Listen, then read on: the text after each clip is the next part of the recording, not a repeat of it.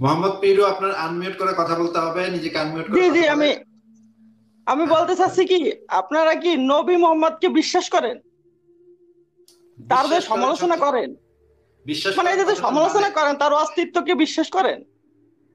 যে বিশ্বাস করেন অস্তিত্ব কথাটা। ছিল, তার যে অস্তিত্ব ছিল, এই যে সমালোচনা ভাই করেন, সে 12 বিয়ে আসতে করছে, 15 বিয়ে করছে। পিরু পিরু পিরু ভাই আসতে একটু ধীরে সুস্থে কথা বলেন, আপনার কথা কিন্তু ক্লিয়ারলি শোনা যাচ্ছে, আমাদের শুনতে সমস্যা হচ্ছে না। আহ আসিফ ভাইয়ের কাছে এবং আমার কাছেই নবী মোহাম্মদ বলে কোন একজন ক্যারেক্টার ছিল, এই ইয়েটা মানে এই দাবিটা মোটামুটি কনভিন্সিং একটা দাবি। আসিফ ভাইয়ের কাছেও কনভিন্সিং দাবি, উনি কয়েকবার বলছেন। আমার কাছেও কনভিন্সিং দাবি যে মোহাম্মদ নামক কোন একটা ক্যারেক্টার 1450 বছর আগে মক্কা মদিনার মধ্যে এরকম ছিলেন। আমারও সেরকমটাই মনে হয়। যদি থাকে, তাইলে আমার প্রশ্ন, তাহলে উনার কাছে যে কোরআন আসছে, এটাকে বিশ্বাস করে? ওনার কাছে কোরআন আসছে মানে? মানে এই যে কোরআন, যে আমরা 30 পারা কোরআনটা যে আপনারা এই যে যা নিয়ে সমালোচনা করেন, তো এই কোরআনটা যে উনার মাধ্যমে আপনারা পাইছেন, এটাকে বিশ্বাস করেন? ওটা কি আপনি বিশ্বাস করেন? হ্যাঁ, আমি তো অবশ্যই বিশ্বাস করি, কারণ কোরআন তো ওটা হযরত মুহাম্মদ সাল্লাল্লাহু আলাইহি ওয়াসাল্লামের প্রমাণটা মাধ্যমে কি? আছে। জি, প্রমাণটা কি? প্রমাণটা কি?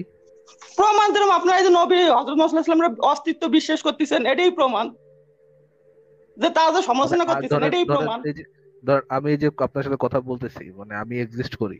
এখন যদি এই যে আমি কথা বলতেছি এটা যদি মানে আপনার কাছে কনভিন্সিং হয়, তাহলে সাথে সাথে এটাও কনভিন্সিং হওয়া লাগবে যে আমি কোনো না কোনো দেশের প্রধানমন্ত্রী, যেহেতু আমার সাথে আপনি কথা বলতেছেন, যেহেতু আমার এক্সিস্টেন্সের প্রমাণ আছে।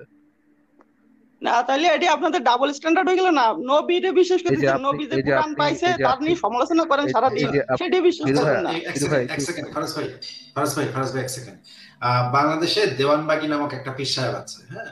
সেই দেওয়ানবাগী পীর সাহেব নাকি আল্লাহর সাথে বৈশা বৈশা চা বিড়ি খায় মাঝে মাঝে নাকি। মানে সেই বেটা মারা গেছে, মোটকা পীর সাহেব, বেটা মারা গেছে। সে নাকি আগে নাকি মানে সাত আসমানে চলে যেত, চলে গিয়ে নাকি আল্লাহর সাথে চা বিড়ি খেত। এখন ফারাজ ভাই, দেওয়ানবাগী পীর সাহেব বলে একটা লোক আছে, এটা তো আমি তো বিশ্বাস করি, আমি জানি যে, বিশ্বাস করি না আসলে, জানি যে দেওয়ানবাগী, আমি নিজের চোখে দেখছি দেওয়ানবাগী পীর সাহেব।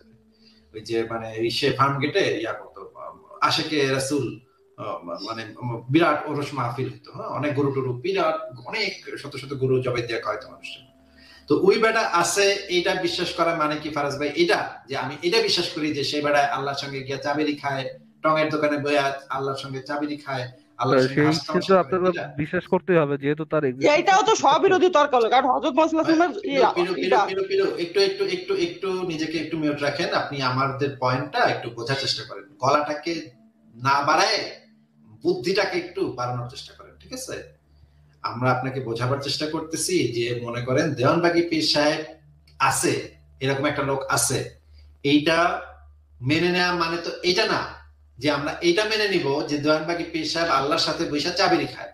তাহলে ভারতের যে একটা বাবা আছে রাম রহিম বাবা, সেই বাবায় নাকি কৃষ্ণর সাথে লীলা করে, হ্যাঁ। আরেক বাবা আছে, সে নাকি কালীর সাথে সেক্স করে, হ্যাঁ। আরেক বাবা আছে, সে নাকি দুর্গার সাথে, দুর্গার স্বামী নাকি, সে নাকি নিজেই শিব, মহাদেব শিব, হ্যাঁ। এরকম কত কত বাবা পৃথিবীতে আছে, কত কত কেবলা কাবা আছে। এখন ওই বাবা টাবারা আছে তার মানে তো এটা না, ওই বাবা টাবারা আছে এইটা মেনে নেওয়া মানে তো এটা না যে আমাদের এটাও মেনে নিতে হবে যে ওই বেড়ায় আল্লাহর সাথে বা কালীর সাথে সেক্স করে, বা দুর্গার সাথে দুর্গার স্বামী সে, বা আল্লাহর সাথে চা খায়। এইটা মানে তো এইটা হয় না। আপনি কি আমাদের কথা বুঝতে পারতেছেন নাকি মাথার উপরে দিয়ে গেছে? আপনাদের কথা তো অবশ্যই আমি বুঝতে পারছি। আপনার এটা ওই যে কি বলছে একটু দেওয়ানবাগী, বলেন এটির তো, অস্তিত্ব তো, কি বলছে, কি পিরু বলছে ভাইয়া বলেন তো কথা দেখি, কি দেওয়ানবাগীর বলছে দেখেন অস্তিত্ব আপনিও যুক্তিটা। দেখছেন, আমিও আরে দেখছি। কথা আসতে আমরা যে হুম। যুক্তিটা দিয়েছি সেই যুক্তিটা সহজ ভাষায় একটু বলেন তো আমাদেরকে, বুঝান তো। ওই তো দেওয়ানবাগীর অস্তিত্ব তো আপনিও দেখছেন, আমিও দেখছি, কিন্তু হযরত মুহাম্মদ 1450 বছর আগে আপনিও ভাই দেখেন না, আমিও আপনারা তো দেখি নাই। হযরত মোহাম্মদ সেটা তো জিজ্ঞেস করিনি, আপনাকে জিজ্ঞেস করেছি আমি যে যুক্তিটা আপনাকে দেখালাম সেই যুক্তিটা কি, আপনি কি বুঝছেন এই যুক্তিটা থেকে, সেটা একটু বলেন। এই যুক্তির সাথে ওই যুক্তির কোনো সামঞ্জস্যই নাই। আমি সে বলছি হযরত সামঞ্জস্য মুহাম্মদ থাকুক সাল্লাল্লাহু আলাইহি ওয়াসাল্লামের না থাকুক, সমালোচনা করেন, তার দেখেন নাই, সামঞ্জস্য বিশ্বাস থাকুক, করেন। সামঞ্জস্য থাকুক না থাকুক, আমি আপনাকে যে যুক্তিটা দেখিয়েছি সেই যুক্তিটা আপনি বুঝেছেন কিনা সেটা একটু টেস্ট করছি। আপনি একটু না, বলেন আমার তো। প্রশ্নের সাথে সামঞ্জস্য না, দূর অবশ্যই আমি যুক্তি দূর বুঝছি, কিন্তু দূর দুটি ছাগল, পরস্পর ছাগল রাখবো না, একেবারে গাধা, গরু গাধা, গলা গলা ছেড়ে কথা বলে, গুরু কথা ঠিক ডাকবো না ভাই, ভাই কথা এটা বলবো না। কেমন, এটা কেমন কথা যে হযরত মুহাম্মদের এক্সিস্টেন্স যদি আপনাকে বিশ্বাস করতে হয়? নাইলে তো ভাই আপনি ডাবল স্ট্যান্ডার্ড, নাইলে তো ভাই আপনি ডাবল স্ট্যান্ডার্ড এর এক বেটা আছে এটা মানে হচ্ছে কি বেটার সমস্ত দাবি দাওয়া মানতে মেনে নিতে হবে, নাইলে তো ভাই আপনি ডাবল স্ট্যান্ডার্ড ভাই, আপনি তো দেখেন ডাবল স্ট্যান্ডার্ড হইলেন। ও মাই গড, কেমনে ভাই পারে ভাই মুমিন, মুমিন আপনার? ভাই এগুলা যে কি খায় যে এগুলো মানুষ, মানে কি খায় যে মানুষ এসে, কি খায় যে মানুষ এসে আসলে এই আপনি যে বুঝ- মানে মানে আমার আপনি মাঝে মাঝে বুঝাইলেন মনে হয় বিষয়টা যে কারো এক্সিস্টেন্সে বিশ্বাস করা তার মানে এই না যে তার অলৌকিক জিনিসগুলোতেও বিশ্বাস করতে হবে। আচ্ছা তাহলে ফারাজ ভাই আপনি তো বিশ্বাস করেন আমি আছি নাকি? হ্যাঁ ভাই, আমার কাছে তো প্রমাণই আছে, বিশ্বাস করা দরকার আমি নেই, কিন্তু ভাই প্রমাণই আছে। আল্লাহর বাপ, আমি আল্লাহর মাকে মানে করে আল্লাহকে একবাদে করছি। এখন তো ভাই আপনি যদি এটা না মানেন তাহলে তো আপনি ভাই ডবল স্ট্যান্ডার্ড ভাই, আপনি তো ডবল স্ট্যান্ডার্ড ভাই আমি ডাবল স্ট্যান্ডার্ড হচ্ছে না, আমি মেনে নিলাম ভাই, প্লিজ আমাকে ডাবল মেনে স্ট্যান্ডার্ড। নিচ্ছি তো, আমি আল্লাহর বাপ, প্রমাণ হয়ে গেল। হে জনতা দেখেন আমি প্রমাণ করে দিলাম আমি আল্লাহর বাপ। এই যে যে না মানবে সে কিন্তু ডাবল স্ট্যান্ডার্ড ভাই, আপনারা কিন্তু ডাবল স্ট্যান্ডার্ড গিরি করবেন না আল্লাহ ভাই। আল্লাহ না মানলে আল্লাহ নাফরমানি করলো নাকি ভাই? মুনাফেক আল্লাহ। মুমিন রে ভাই মুমিন, মুমিনের কি বুদ্ধি ভাই। নবী মোহাম্মদ মানলে নবী মোহাম্মদের কেরামতি মানবেন না কেন? চিন্তা চিন্তা করেন মুমিন কেমনে পারেন ভাই, কেমনে পারেন আপনারা? ভাই এদের মানে মুমিনদেরকে প্রত্যেকটা মুমিনকে ধরে ধরে নোবেল পুরস্কার দেওয়া উচিত, বুদ্ধি আইকিউ, বেস্ট আইকিউ, এবং তাদেরকে ভাই মঙ্গল গ্রহে পাঠিয়ে দেওয়া উচিত, মানে বেরিয়ে গিয়ে কামড়াকামড়ি করতো না। মানে এগুলো কি ভাই, এগুলো কি থেকে কি আসে ভাই, মুমিন মুসলমান।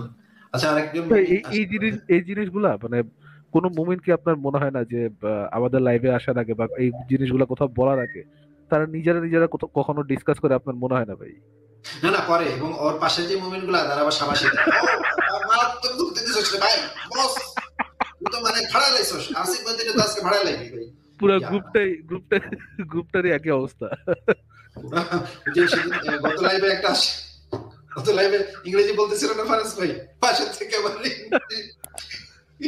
ইংরেজি সজ্জায় দিচ্ছে, মানে ওর পাশে থেকে আবার বলে দিচ্ছে হ্যাঁ ঠিক ইংরেজি কইছস তুই, একেবারে মানে খুব ব্রিটিশরা এই ইংরেজি শুনলে দাঁত ভেঙে দিবে।